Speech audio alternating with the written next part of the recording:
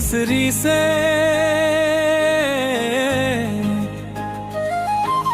मीठ लागे रानी तो हर बोली, सुनते ही दिलवा में मच जाला होली।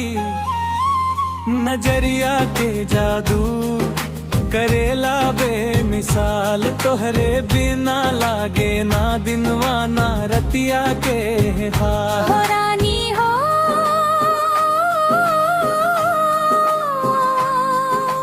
दिल आने वाले लागे लो चुरा के,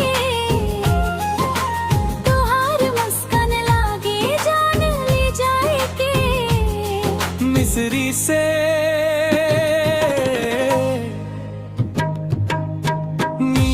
लागे रानी तो हर बोली, हम तो बन गई नी दीवाना तोहरे पागलन टोली। जब तू हंसला फुलवा खिल जाला, तोहार दा पे दिलवा मचल जाला। चांद से उजरर तोहार चेहरा के नूर, देख के तोह के भूल जाई दुनिया के हर सुरूर। हो रानी हो नयनवा के जादू चलावलू, हमके अपने प्यार में फसावलू। मिस्री से मीठ लागे रानी तो हर बोली,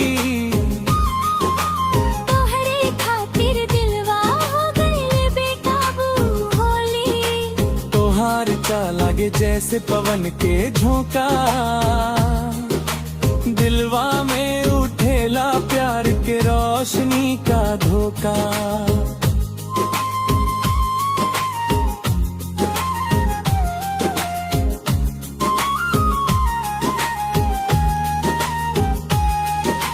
हाथ पकड़ के कह दी हमार हो जा,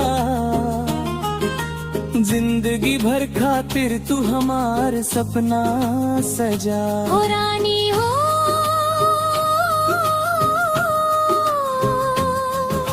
साथिया बन जा तू हमार, तोहरे बिना सुना लागे सारा संसार।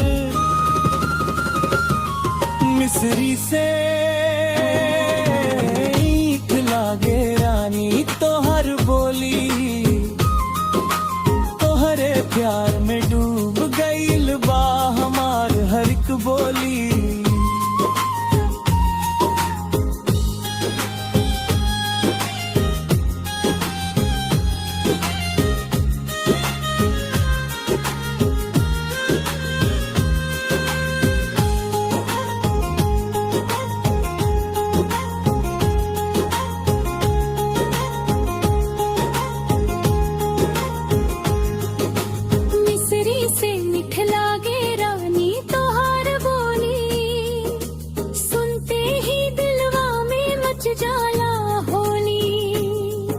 नजरिया के जादू करेला बेमिसाल, तोहरे बिना लागे ना दिनवा ना रतिया के हाल। हो रानी हो